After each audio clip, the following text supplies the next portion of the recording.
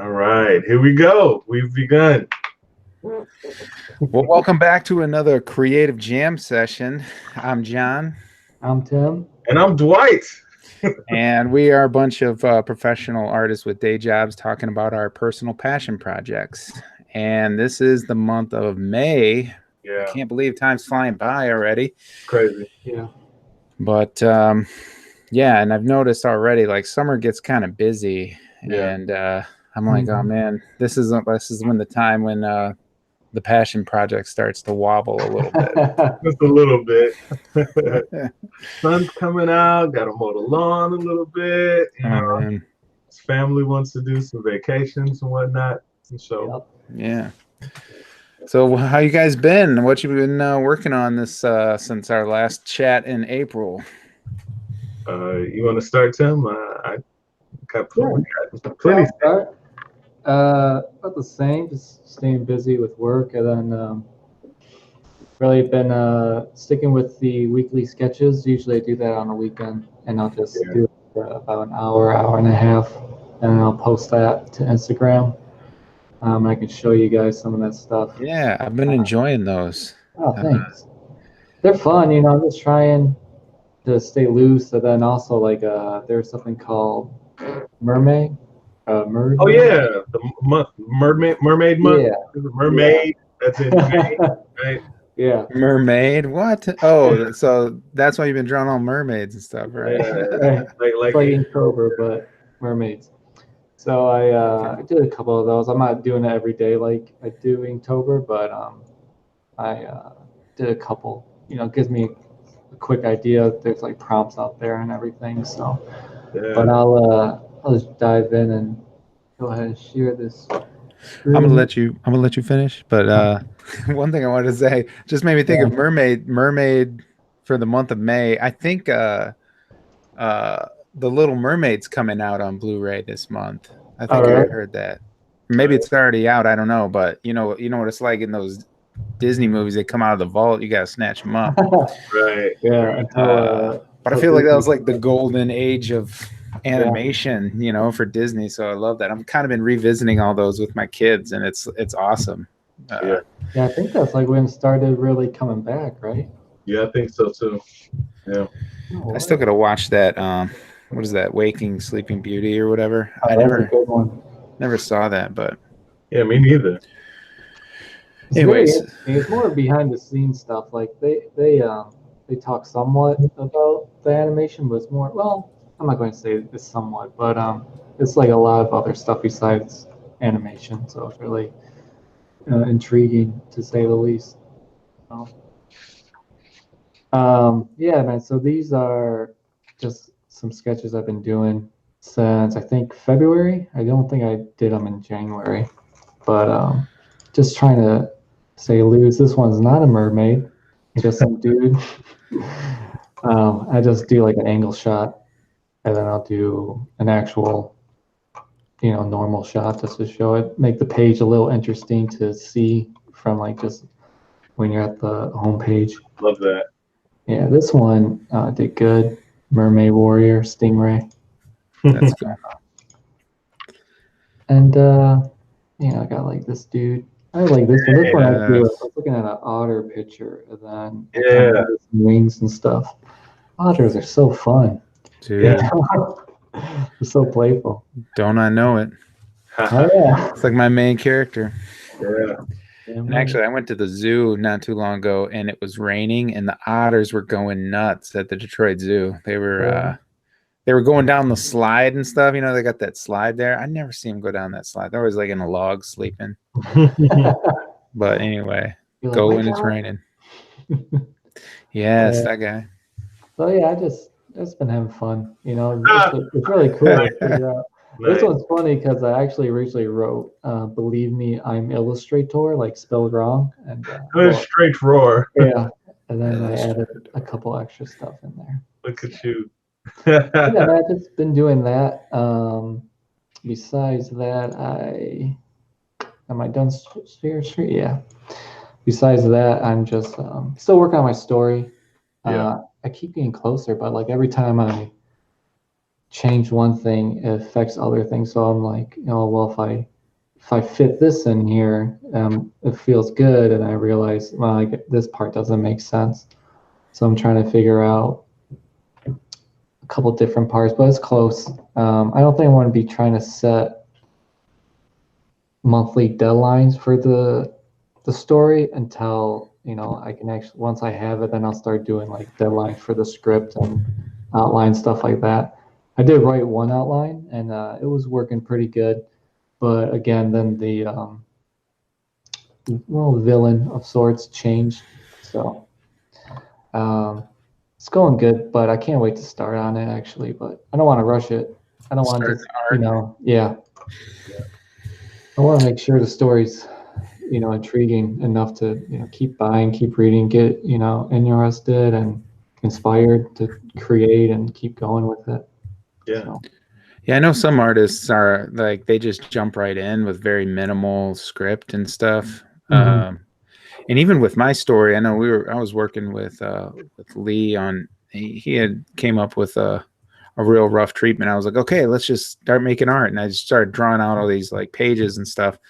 And then I was like, I'm just not feeling the story, So then it was like, all this work that I did. So I do feel like it's kind of like, you want to make sure that story, at least for me, I feel like lock down that story, and then you can invest the time in. And if something changes at that point, it's like probably tweaks instead of like complete overhauls. Right. Exactly. And that's the thing. Like, I keep the changes I made me feel really good about it, because it's more so like 90s. I don't know how to explain it, but more just so the villain it's just more like because it's supposed to be like young adults, like or young before teens. Was it preteens? Like 8 to 12. It's the age range I'm going for. Yeah. So I'm thinking more like what kind of villains are in that type of stuff. So. Did you say something about the 90s? Is that like the setting? No. Oh, okay. That type of feel you get like when you're in the 90s with, I don't know, something about the TV and the stories coming out back in the day, It made me think just now that, how like when we were kids, like the Wonder Years show was like about Fred Savage when he lived in the 60s or something. Yeah. It was kind of like our parents, probably like parallels our parents' generation growing up. And then now I feel like the older we get, like those throwbacks become a little bit more like, they just had Stranger Things, it was like totally straight out of the 80s, and like, oh man, it's like my childhood right here. Right. If you watch so the Goldbergs, same kind of thing. Yeah, so it's kind of interesting, but also makes me feel a little bit old. Yeah. I mean, things go in cycles, right? Like, I mean, it seems as if even music and trends with art, they kind of go in a 20 and 30-year cycle. So when you kind of when you hit this age group, like it seems like a lot of the movies are doing throwbacks to that age. And same, it's kind of happened. It kind of happened 10, 20 years ago too when we were growing up. We're like, why are they doing this now? We don't know much about this, but we're getting introduced to this stuff. So yeah, I remember when I was in high school, they had what was that movie? Dazed and Confused, which was like takes place in the 70s or something. Yeah. It was like the 90s then, so it's like, I don't know, it's like a 10-year throwback or more. I don't know. But yeah, they kind of did that with like Thor Ragnarok, I think, with like the title sequence and stuff, all rainbowy and everything, which I thought was cool because some of those old Thor comics are kind of like that, and I'm like, oh yeah. And electronic music and stuff.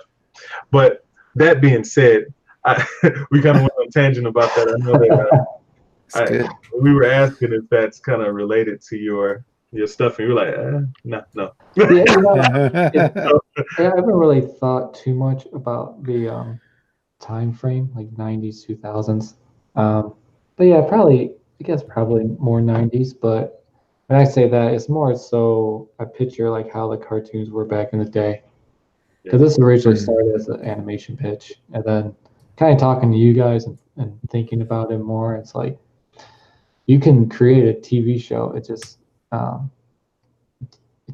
there's so many levels to it. Where comics still there's levels, but I feel like you can do them all with just one person. Where if it's TV, you got the backgrounds, you got voiceover, editing, storyboarding, character rigging, character designs, animation. Where comics is you got still got story, still got storyboarding, but that becomes the panels, character designs, coloring. If you color it, I'm going to do my black and white. So it's like it's still tough. Don't get me wrong, but I think it's more you can handle it more in a quicker time frame. Yeah. Where you can get your idea out there, and then because making a show, it's that big collaborative process, and so in order to get people on board with your project and be like, look at this, here's the visuals, here's the story. It's like a package. I think that's why so many comic books are being adapted into TV shows and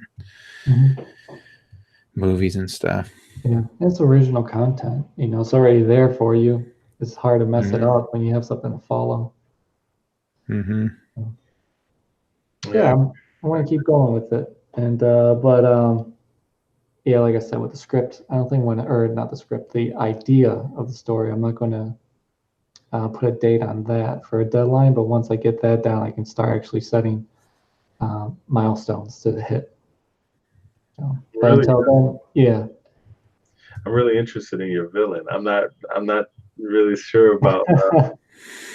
I always feel like your story is it starts to take a lot of shape when you find out what the motivations of your villain and stuff are, and because I think that normally brings out the the motivation of your hero, right? And the main themes of your story start to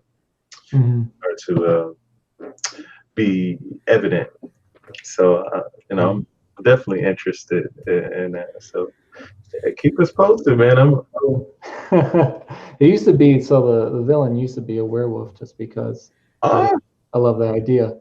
But it's it takes place during Halloween fall time, but it could not fit him into the storyline without being like, what, how did that even get here? How is he connected to this and that? And then I'm like, I'm trying to force this. So then I change it and I change it to something else. And I'm like, well, this can fit with what the hero wants. And then I can make this, like everything goes to the same, theme for the story. So I'm feeling a lot better about it now. Nice. Yeah. Awesome. How about you guys? Well, go for it. All right. I've been working on a lot of little things. I've been fooling around with like Photoshop brushes and stuff. Just kind of trying to figure out a treatment for my work, because I've been trying to do my High Speed Waffle Man mini comic. So I finally wrote that out, right? Nice. And I got all of I kind of created a, kind of like an outline in OneNote. I think we talked about doing OneNote, right? Like, and you should do a little.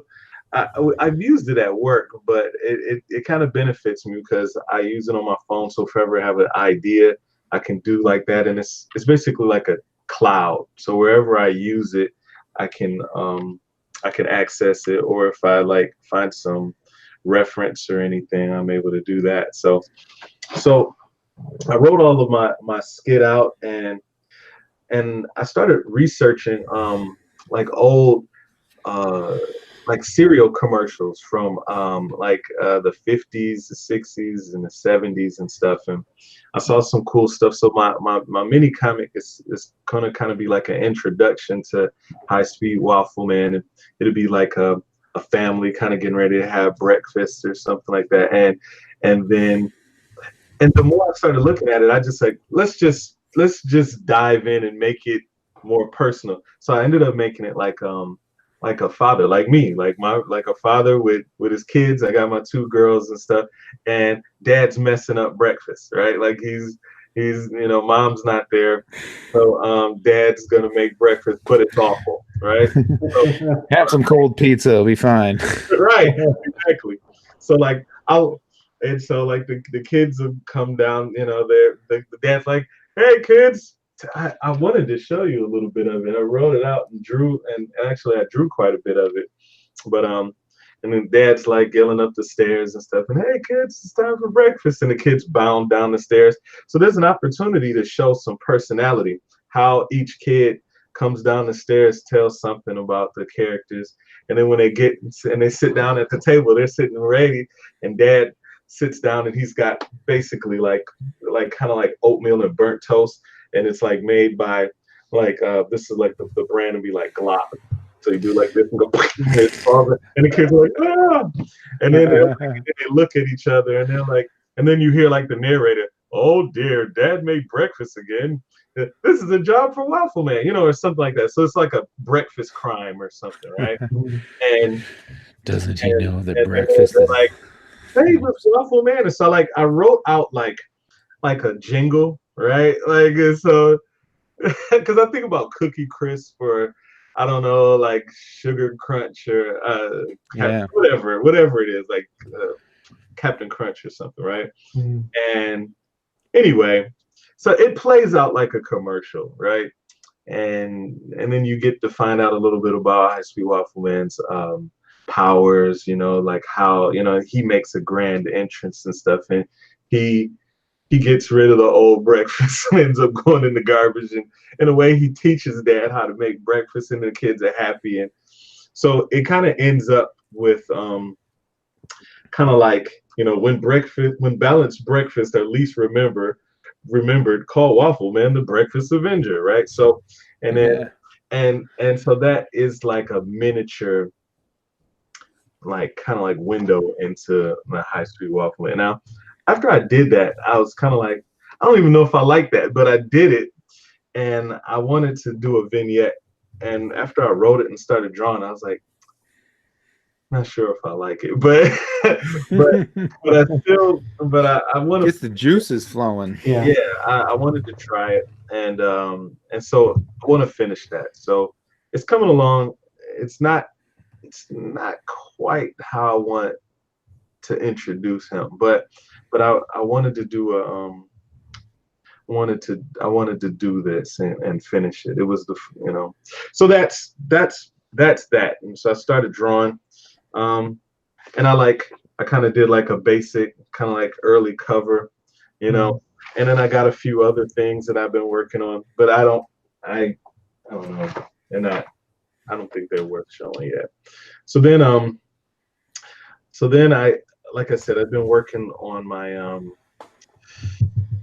what is it? Kind of like my Double Blessing comic, and I was doing a little bit of it's kind of trying to figure out a little bit about how to do like those tones. Remember me and you like when I was kind of doing some stuff with your work, and I kind of started playing with like some of the half tones. And I was like, I really kind of like how some of that happens, and then I was just kind of adding a little bit of color just to see how it feels.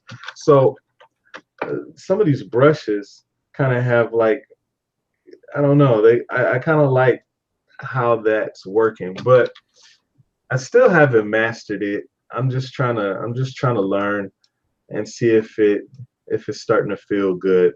Right. Starting to pick up a little bit of dimension and a little bit of personality, but it's still not quite where I want it to be at. So it's it's just I'm just in the process. So I'm just writing and kind of just trying to do some illustrations and do kind of a proof of concept before I really go into like full production on the ideas.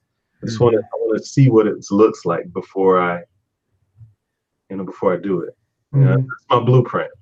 Right. So I think that's great because sometimes it feels like we get like stuck where it's like, oh, nothing's happening or whatever. It's like, why not just try something like, writing out sort of like a breakfast cereal commercial type pitch or whatever. I think that's a good way to just say, like, I'm having fun with it. I'm throwing something out there and seeing, like, is this working? Is it not working? If not, it's like no big deal, but at least it's moving forward and not just like sitting still without, Right. this idea in your head that who knows what it is. Yeah. So that's really exciting. Mm-hmm. How you like, were those like, was that Photoshop, right? Pardon me? That was done in Photoshop, the halftones and everything? Yeah. Yeah. It's kind of cool. Like for me, I just got to learn how to manipulate that stuff. So one of the things that I was looking at, I want to show you just real quick again, because I'm kind of a rookie and I kind of stumbled on it, to be honest with you. So like, so I was kind of fooling around with these brushes, right? And when I found like some of these special effects brushes, I was like, oh, look at this, right? So when I looked at them, I was able to kind of scale. I was like, oh, I can scale the. Whoa. I can scale the the halftone, and then I can make it thicker or thinner. And so and I could change the contrast. So I'm kind of trying to learn how to use this. I'm practicing with it. I'm not really sure what I'm doing yet, but it's definitely interesting, Right. So you kind of see kind of how that's starting to work. So so I just need some more reference. I need to learn a little bit more. I want to practice so I can kind of have a little bit of, I wouldn't say mastery, but I want to learn. There's a guy who does a really good job with like halftones and stuff. I've been following him. He's a Marvel Comics guy. Mike Diodato. This guy does some really cool halftone stuff. And then I've been following a guy named Anthony Holden, and he does some really cool stuff with halftones too. And he does kind of more like a simple comic strip thing. So I I have some reference. Just want to see where I'm going with it and try to develop something that's kind of more my own, like a style. So I was trying to think of some other comic strips that uses halftone. Like, it'd make me want to go back and look at some Far Side or something, or I don't know. Was Calvin and Hobbes, did they use that or not so much? No, they did. I feel like Calvin and Hobbes is more like really tasty line work and yeah, really beautiful ink stuff and watercolor. Yeah, the Waterton boy. So anyway, so that's kind of what I've been up to artistically. I got all kinds of other stuff going on, but that's what's relevant to the art. Nice. Cool. Good, man. Thank you. Awesome. Yeah, so things have been slowing down on my passion project recently. Can't remember the last time when we talked about Yeshua, but I basically finished the script, at least an outline, kind of bullet points and all that stuff. And I sent it to you guys. You gave me some good feedback, and I sent it to a couple other people who I trust with, they kind of have a different skill sets to give me like a different like look at it. So I've been trying to like send it out to a few people that I trust, and some of the people are slowly responding. So it's kind of like, well, I'm not really hiring anyone to be an editor, so I'm trying to respect like people's time and just like, whenever you get to it. But but in the meantime, I've been, in summertime, it seems like the season of projects for me, doing like around the house and stuff. So we've been doing a lot of like renovating, which takes time away from the project. So trying to still find that balance, but I guess in my mind, I justify it as like, well, I'm still kind of collecting data right now. Yeah.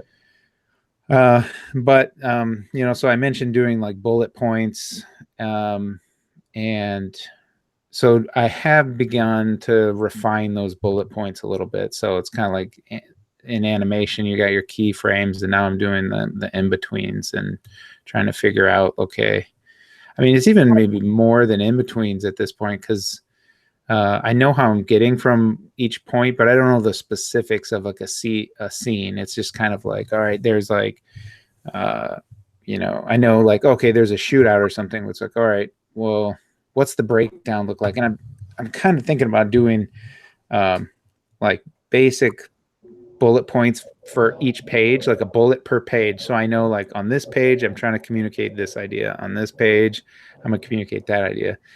And then I can probably figure out along the way to like, yeah, I don't really like scripts that are like specifically this panel and then this panel and this panel, because I don't think like I'll figure it out as I'm sketching the page. You know, I might do a couple of different thumbnails until like the page feels good. So, but I gotta know where I'm at, so I don't get off on a tangent doing like all these pages. I'm like, oh, I'm like, now my book is going to be more than 150 pages because I wasn't concise enough with communicating ideas through these pages. So that's sort of the battle that I've been on, and I've touched on it a little bit, but art wise though, I've been really trying to figure out a cover page, and I've been, you know, my characters ride around in this this kind of diesel punk van, so I've been doing some concept art for that, but also modeling it out in 3D so that I can have a physical model I can spin a camera around and try to, I kind of want to incorporate that vehicle into the cover art and use the 3D model as like a reference to draw from. So that's been kind of in the works as well. And what else? Oh, also another game changer just came in the mail. Yeah. I got it. I pulled the trigger on it. And this pencil. I think we talked about that, right? I mean, I've been hemming and hawing about, do I go Cintiq route or do I go with the iPad? And I've been borrowing, a friend of mine had an iPad that I was working with and I really loved it. The performance is off the hook. So I finally got it. Got some sleek gear. I'll show it off a little bit, but I don't know. It's been a while since I've purchased some new Apple stuff other than like an iPhone or whatever. And it's just, I mean, the packaging for one, I thought about doing an unboxing, but I couldn't wait. I had to dive right in. But just like the packaging, super slick, where it's like, you know that this is a premium product that you're buying from Apple. Like even down to like the cellophane that this thing was wrapped around. You like this little tab and you peel it. I'm just like, dude, it's nice, you know. I don't get too much nice stuff too often, but the other thing that's really sweet about the Generation 3 tablet is the pen. I know you got the same one, Tim, so you know what's up. But the previous generation had the little cap that popped off, and then you plug this into like the charging port, and that's what charges it up. With this new one, you can just snap it right in with a magnet on the side. And so when I was thinking about a protective case, I wanted to get a case that would cover that up. So when I close it up, it keeps it all handy and like right in there, so it's not bouncing around my bag and stuff. So it's cool. And for the most part, I've been using Procreate, which is, you know, it's like a $10 app that you can get for it, and it's phenomenal. Like tons of brushes and stuff. You can export your work into bringing it to Photoshop and all that stuff, and it keeps the layers. And you know, it definitely lacks some of the features, but I guess they've got a beta version of Photoshop coming out for the tablet. Yeah, we'll see how that goes. Yeah. And I'm still kind of putting my feelers out there for like, all right, what program, now that I've got this tool, what programs are going to be the best for going into like comic book production? And I'm not quite sure, but at least for now, I can still move forward doing concept art, and I can do like this cover art that I'm trying to do. I'm going to do it all in with Procreate, and so I'm super stoked to finally get a tablet that I can work with. So yeah, I was like, when I got mine, I was super excited. I was more excited about that than the computer I bought last year. Yeah, because I need a new desktop computer too, and I was like, what do I do? Because this is like, it's like the same. You could buy a desktop for the cost of it. So yeah, well, that's cool. I got a chance to play with yours a little bit, John, and it's making me consider getting one as well. You know. It's so intuitive. It feels so good to just draw with it. Like I didn't want to put it down. I was like, whoa, I want to. Mhm. This feels like workflow to me. So I kind of Mhm. I'm interested in. I don't know. I almost I've been getting information ever since you showed it to me. I'm putting together. Don't even think, just buy it, just get it. Yeah, Just pull the trigger. yeah. The Procreate app, it also has halftone brushes in there, like a bunch of them too. I'm sure Photoshop does too, but that's just one of the things I noticed. Because Photoshop out of the gate, I don't think has, oh, it has like limited brushes that you can download a bunch from the CC library, but Procreate comes with a bunch as well, like Yeah. effects and everything. What kind of case did you get, John? Because I just got, well, mine, I just got the whatchamacallit, the basic portfolio, whatever it's called. Yeah. What's the brand on this?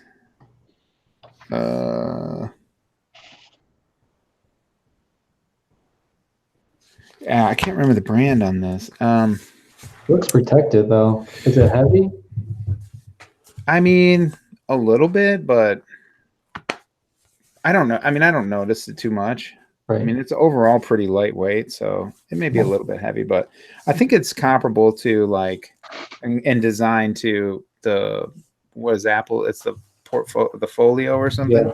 Mhm. I was looking at between that one and Otterbox made one that has like a clear back, but then it had like a little strap that like kind of came over to wrap the pin up in. Because I don't think the Folio has anything to No. keep that pin in there. It's just a magnet. Yeah. And the Otterbox had a strap, but then when you like unfold it, then you're like there's nothing, you can't really do much with that strap flopping back.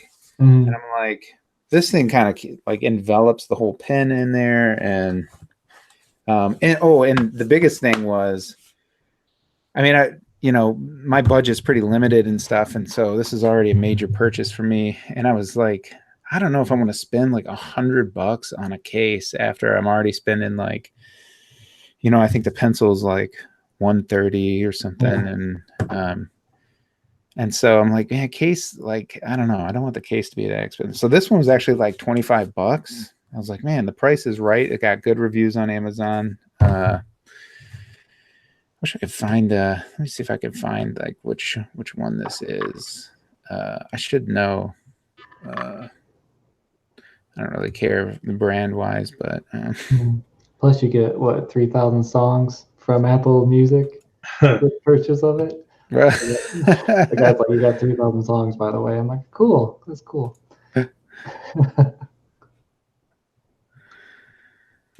Man. But anyways, I'm my glad computer's waking up. you got it, man. I know you Yeah. were talking about it, so I'm glad it worked out where you had a chance to get one. Hey, pulled the trigger, man. Now you're ready. Yeah. Did you look Yeah. into Clip Studio I for it? haven't looked into Clip Studio for that. I was trying to think, is that what people are using to do a lot of comic books? I can't remember. I think I've heard that some people like that as opposed to Photoshop for doing the comic book production, but I got to do some more research into that. But yeah, Dwight, you were asking me earlier, like what capacity did I go with for this? And I Yeah. went with the 256 gigabyte drive. Okay. Because I was thinking about that, like, well, mostly I'm going to be storing stuff on the cloud, I think, Yeah. or like in my Google Drive, and I'm going to be going back and forth, like using that as like a primary means of transferring files. But then I was like, well, I don't want to get to a place where like I can't, like I'm limited because I didn't get enough gigs, So I'm like, all right, I'll go a little bit higher. But I didn't think I needed like a full terabyte or even 512. Plus the price point jumps up quite a bit. So I wanted to keep that price point reasonable. And so, yeah, so that's kind of what I went with. The Generation 3 for sure, because it's got the pen. The pen is super sweet, and I think they worked out some of those kinks from the previous generation, like workflow issues. Nice. Yeah. I love it. I love kind of, just how even you turn it and it just feels like paper. Like somebody came by while we were drawing. It's like, dude, it looks like you're drawn on paper, right? And, rather than, like just a clearly digital illustration, right? Right. The pencil has like the grit from the paper showing up and stuff. Yeah, and the pressure sensitivity. I mean, I haven't really worked with Cintiq on an extensive level because I haven't done a ton of professional illustration stuff. But I don't know. Maybe you can speak to that, Tim, because you've got both and you've worked with both. It's just a different mindset almost when I'm like. So it was nice because like last week I was writing for the Hidden Falls and I just jumped on my iPad and I was sketching at one point and I jumped to writing then back to sketching where when I'm at my computer I just I don't know, I'm just more in a different zone mindset, And I think if I was doing more touching up stuff, I probably might jump on the Cintiq. But I think for the most part, I think the iPad is great for everything. Yeah, when I was looking at yours, I just started getting these ideas. Like my brain was like, oh, I could go to the library and I could just draw, like I'd have it with me. I was like, oh, it's just so light and it's compact. Like, what if I'm just waiting somewhere, getting ready to pick up my kids or something like that. I could just whip this thing out and just kind of draw, and then it's useful because I already have Apple products. I can use it for other things, right? So it feels more useful and fluid to me than maybe a Cintiq would. And I don't know, it's ever since I got it, it's burning in my chest, like my finger is kind of. But yeah, that's exciting. So here's that case. I found it. This C2 Top case. Father's Day is coming. Yeah, I was like, okay, 276, almost 5-star rating, but yeah, I mean, really for $26, you really get a lot, It's got a lot of the same features as like the Folio, and I don't know. Yeah. Does it have edge protection? It looks like it does. The what? Does it have edge protection? It looks like it does. Edge protection? Yeah, like on the edges of the iPad. Yeah, I mean, it does kind of come up around, if that's what you're talking about. Like, I can't see it. It's still. Yeah. I hear you lifting it. I know. Let me get this. There we go. Yeah, so let's see. Okay. Yeah, so oh dang. Yeah, it kind of just snaps up in. Cool. But it's cool, yeah. It's got the magnets and stuff that come around so that when it goes to sleep and then it wakes up. Yeah. I think it's just great because you can do digital art on the go. Like if you're just sketching ideas, you can do it wherever. But I think all of us are looking to, do a final ink and color and in digital format, not traditionally. I think when it comes to that, I think it outshines the Wacom. Yeah, you're right. It seems like overall, just kind of like a common theme between all three of us is it's kind of committing to taking a step in order to make some progress. Like it seems like Tim, like, all right, I'm committing to doing some artwork just regularly, and I'm working on my story. I got my villain, and I don't have all the right answers yet, but I'm taking these steps. Same thing with you, John, and I feel the same thing with mine. Like this is, so just for anybody that's an artist, anybody that's even if you're working out, you're doing anything, this is the growing pains part. Like we're gonna commit to something, and this early part's a little shaky. I'm not exactly sure where I'm going with it, but I've committed to it. and I think we'll start picking up some steam. We just continue to come back to the process and come back to the table, because I think that's the part that I have to remind myself of. Like I know I said earlier that I'm not exactly happy with where I am yet, but I want you to know that I'm happy that I committed to this took these steps. I'm excited that that I'm doing something. Like I didn't have any of this before, and by nature I'm kind of a revisionist. So once I finish, I look at it and I'm like, all right, I know kind of what not to do. Let me change it to something that I do want. Mhm. So I just wanted to say that, that I like that we're taking these steps, and we're kind of by nature, by committing to it, we're on a path to get better. Yeah. Yeah, Gotta start definitely. somewhere, you know. What's that, Tim? Just gotta start somewhere and keep going. Mm-hmm. You know. Yeah, I definitely feel that the commitment thing, especially making a purchase like this, because when I think about it, like I've got my day job, I'm a husband, and I have children that they need to spend time with their dad. And like, so I feel like not only is my time limited to like what I can really devote to my passion project, but also like financially, I'm limited to what I can devote to my passion project because, my family has needs and that kind of stuff. So every time I make a step like this, it does feel like, okay, well, like this is a big financial commitment. Like, are you going to make it worthwhile to your family now? Like not even just to you or yourself, but it's like you're taking time and funds away from the family. Like, is this project going to pan out, or is it going to fizzle out?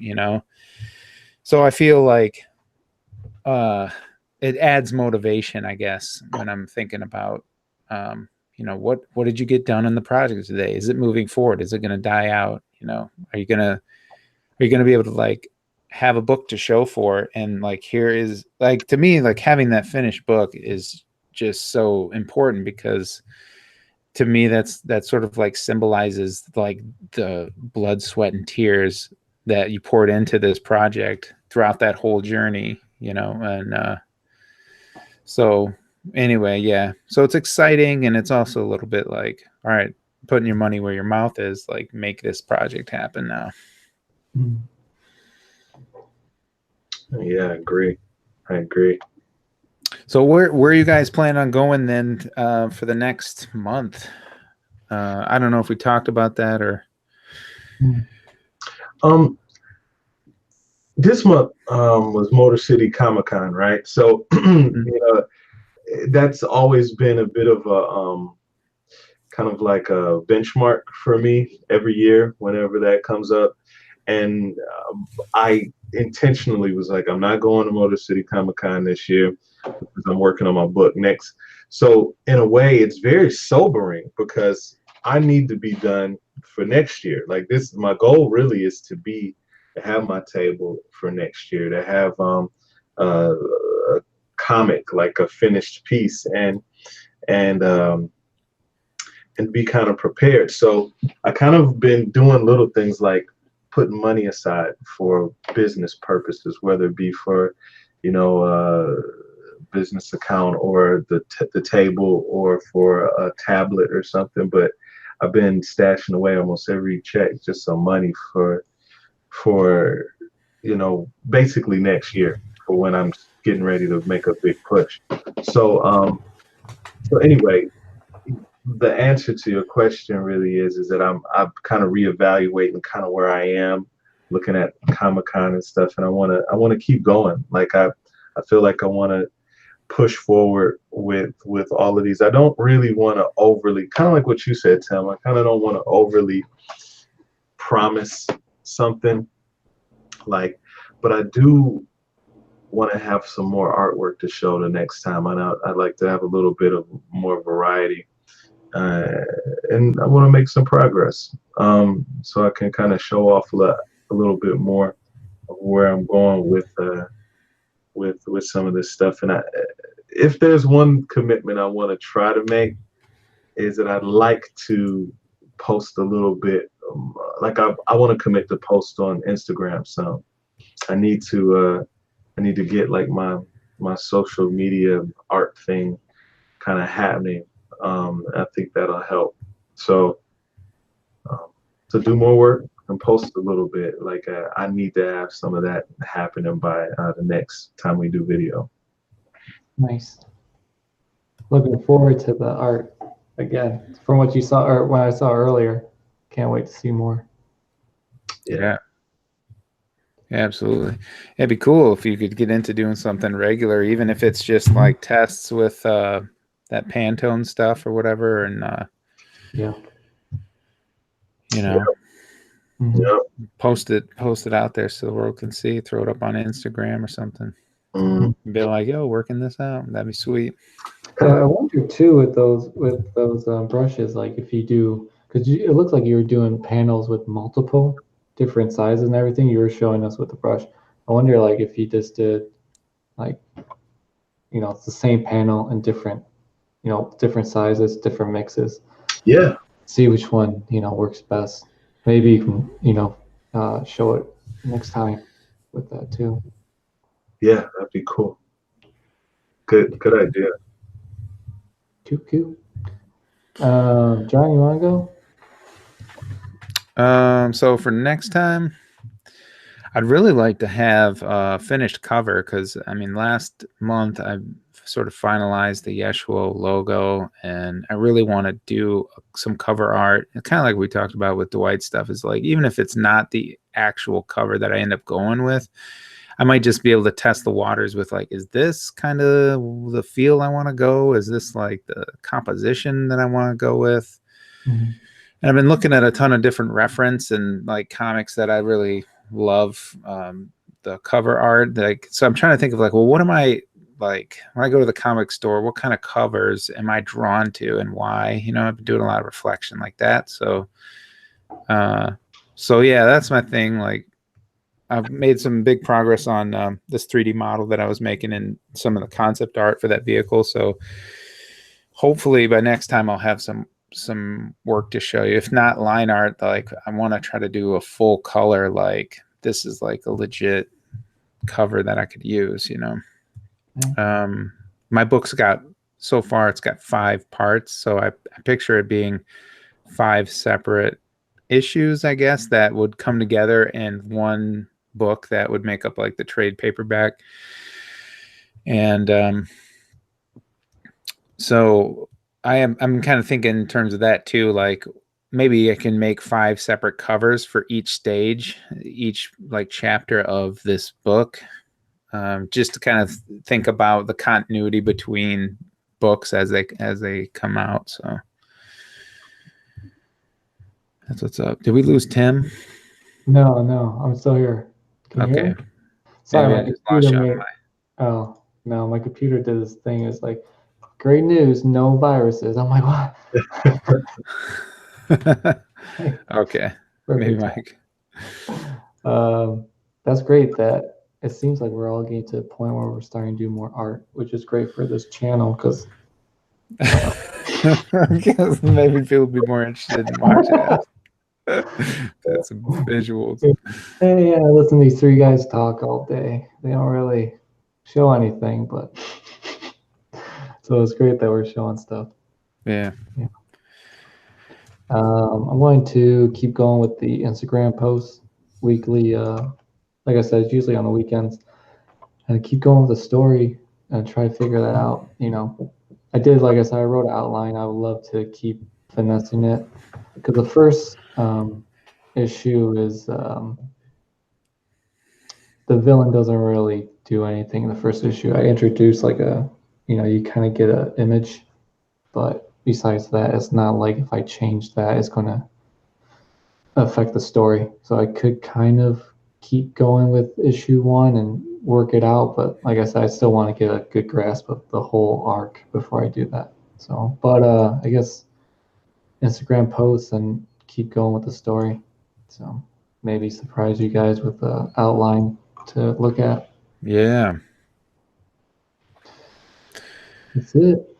Yeah, that reminds me. I should probably I should probably have another script goal to have a refined script done by next time.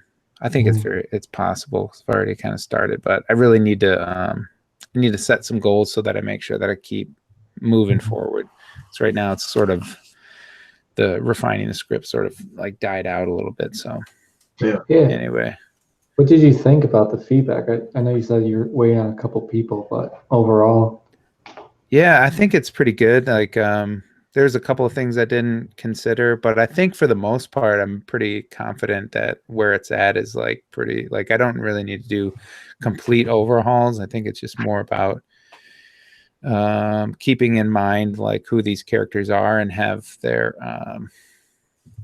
personality play out in a way that's communicated clearly. It's mostly about like, clarification with the ideas and concepts I'm trying to communicate. And I keep getting inspiration too. So I just had some inspiration to tweak a couple of scenes and make them stronger recently. So, but yeah, it's been good. It's been really interesting. Like since the last time we did our video, like a ton of like really big media's come out. There's been like, the Infinity War, we got like the end of Game of Thrones, all these different things, and there's been this high level of critique that has happened where people are like really super critical of all of that stuff. So it's gotten me feel really sensitive about my writing. Like I feel highly critical about all that stuff because I'm criticizing some of that stuff, and I'm like, now I got to put my money where my mouth is. Like I do feel like it's easy to criticize, but it's not easy to create. Right. Yeah. So I want to embrace the challenge of the situation, but I also want to give myself like, what I want to say is it's brave to put your stuff out there. Like the guys who created Game of Thrones and stuff, people have been giving them buckets of garbage. Like they've been giving them a lot of crap. And by the time they've gotten to the end, there's a little bit of a difference in the dialogue about it. Some people are upset, but some people have felt some resolve about it. And the guys who did, the Infinity War, they've been getting a whole lot of praise. The guys that did Sonic have been given like they caught hell, right? Yeah. So we've got a whole, they're running a complete gamut of criticism, right? So my point in just bringing all this stuff up is, I like that we had this forum. I kind of want to ask like a quick question, like, what do you guys want to see? Like it's one thing for me to see my stuff, but like, what do you guys see that maybe I could improve, or like something that you're like, hey, here's some, like an idea. You don't have to do this right now. If you have something top of your head, you can, but if you don't, like, like, let me give you an example. Like for you, Tim, like I'm super interested in your villain. Obviously, I kind of want to, I'm looking forward to seeing kind of like the format of this book. I'm not sure how long it'll go, but I'm excited about that, and I'm interested in like the backstory of your characters, because the last time I saw those two, I was like, oh, this is interesting. And you were telling me that there's a bigger story, kind of with, I don't want to spoil anything, but you told me that there's elements in the story that hearken to some bigger concepts. And I'm like, what's that about? So if you wanted to know what, I'm interested in that. Like as a fan of your work, I'm like, okay, how do you flesh that out? That's what I'm looking for. And as far as you are concerned, John, like I'm really excited about seeing the cover. And after reading some of your story, I just can't wait to see like even just one or two panels. I'm interested in kind of like I've seen some of the characters and I love like the world. And as time comes, I'm really looking forward to seeing kind of how your characters interact with each other. Like I like your characters individually, but I'm wondering kind of how to see the world and the characters and some of the themes start to interact, visually. So that may not be something that you're ready to do just yet, but that's what I'm dreaming of seeing as soon. So Yeah, me too. Yeah, yeah, Yeah. Yeah, I think those are good points. I see what you're saying. I don't know. I mean, at least so I try to do that a little bit with like Inktober. That's why I wanted to use like my world to figure out these characters because yeah, I haven't really done a lot of artwork and that's been kind of a critique I've had from some of my other friends that are just like, when am I going to see some art? Like, let me just see something. So yeah, I mean, in my mind, it feels a little bit daunting. Like I'm like, yeah, how is that gonna look? I don't know. I'm gonna have to work that out. But at the same time, like I know that like in my mind, I have a pretty good idea of what that's gonna be like. So it's just a matter of like getting down to business and doing some drawing. So I think that's why doing that cover is sort of like that. It's like pinpoints a little bit more specific to the story without being like fully committed to doing like a page of sequential art or something. Yeah. So I don't know. You're asking what's a critique for you? yeah, That's the thing that came to mind was similarly like I want to see, uh, like I've always been excited about High Speed Waffle Man, and he's always had a lot of attention at Comic-Con and from like people from school. Like it just seems like a fun character that's like not easily forgettable, you know, like and from what you've talked to me about like the inspirations and the things that like it kind of feels like I want to see that play out. I'd really love to see some animation really, you know, because I picture in my mind like that kind of like slapsticky like intense animation, but you could even communicate that through drawings in a comic book or whatever. But seeing his personality play out when he's fighting a foe, because it's kind of like you mentioned, it has like sort of kung fu kind of a feel to it, right? So there is kind of like this martial art aspect of it. So I feel like those are a lot of the stuff, a lot of the stories and movies and stuff that I like. You know, like Kung Fu Panda had some of that where it's like they kind of cheese it up a little bit, but it's cool like that. Like that's what makes that kind of stuff awesome. But yours has got this like unique thing that I've never seen anything like that. Like the comedy element and like the punniness to like the names and the characters and stuff. yeah. Even if you did like took a small chunk similar to like what you were doing with your others, well, like with this thing that the breakfast cereal commercial inspiration thing. It'd be cool even to take like a scene where you've got him fighting a foe and like what would a battle look like? What would some of the dialogue look like? It could be a short little like fight sequence. You know, I'm thinking of like just off the top of my head, like Samurai Jack or something where he's like walking in the woods and then all of a sudden like he's got a fight and it's like, you know, you see the eyes and stuff. Like I know it's like animation that I'm picturing, but that you can communicate that in the comic book kind of stuff too. So that's what I'd really like to see. I think piggybacking off of John, I think too, like I've seen, you shared with us the story and the characters and everything like that. I think it'd be nice to see more of the world as well, like what the buildings would feel like and the normal everyday people, you know, and also kind of like John was saying between the battles, between the two. Yeah. Otis Spatulus at his job, like Yeah. Bob's Burgers or something, like it's the regulars to the diner. I'm really grateful for that input because when I was writing, I was thinking the same thing. I'm like, I feel like I'm writing an animation, and it's kind of what I want. I want to see some action. And as soon as I finished, I was like, I don't have a villain.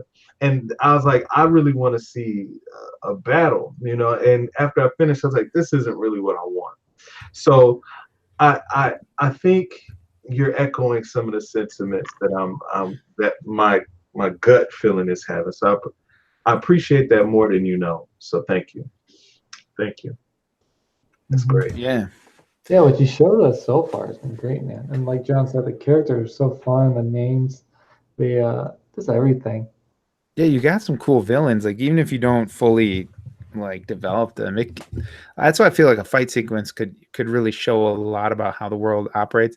It's like thinking about Kung Fu Panda, where he's like he comes in, he's eating his thing, like that opening sequence that like Jason Brubaker worked on, where the bull guy, he's like, "I see you like to chew, Right. chew on my fist," and it's like. And then you see how calm and in control he is or whatever. And it's like, okay, we're seeing like the personalities or whatever. Yeah. It's a proper introduction. Mm-hmm. Okay. All right. Food for thought. Ha. Okay. All right. Thank you. I got something. We'll see where it goes. Yeah. Awesome. Cool. Do you guys have anything else to talk about? Nah, I've talked enough. One thing I will mention, not to always end on like somebody died note like we did last time, but Peter Mayhew passed away this just recently, like within the last couple of weeks, and I told my wife, and she's like, "Who's Peter Mayhew?" And I'm like, "Yeah, I know. I'm kind of a nerd about that." But anyway, he's the actor that played Chewbacca, the Wookiee, in the original Star Wars, and then the subsequent movies. But it was like really sad for me to hear that, like the passing of a legend, because a lot of the reason why I like am into art and want to make stories and all that kind of stuff was the inspiration that I had as a kid watching Star Wars, and particularly that the character of Chewie was he was like my favorite guy, and like he didn't say anything. He had like a cool growly voice and all that stuff. But the big hairy guy, but I feel like even though he didn't have any lines of dialogue, Peter Mayhew really brought that character to life with his body language and the way that he played that character. And I forget what year that was.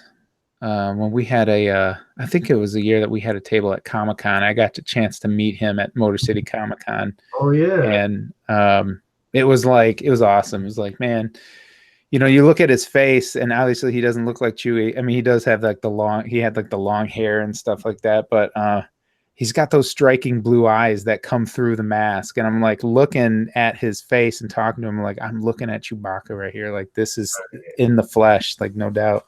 Yeah. So just an amazing man. So anyway, I wanted to bring that up because another influential person into like who I am as an artist, and yeah. So yeah.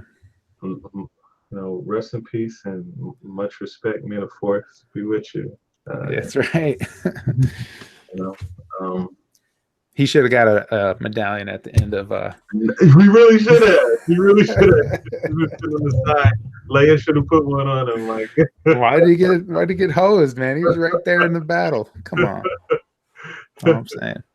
Yeah. Maybe George Lucas will come back and do like a revised edition. He's always noodling it. Edit. Yeah. Disney hired me to come back in here and work on my own thing again.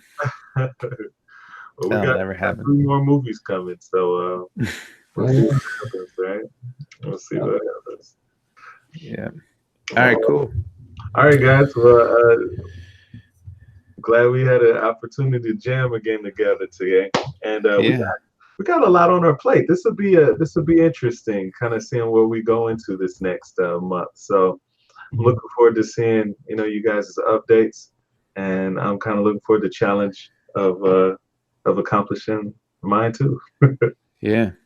And for anybody who's watching on the other side of YouTube, thanks for tuning in. I hope you find something interesting about our journey as we're learning to work on our passion projects, and hope we're inspiring you if you have your own passion project or whatever. Hopefully we'll show some more art and make this thing a little more interesting.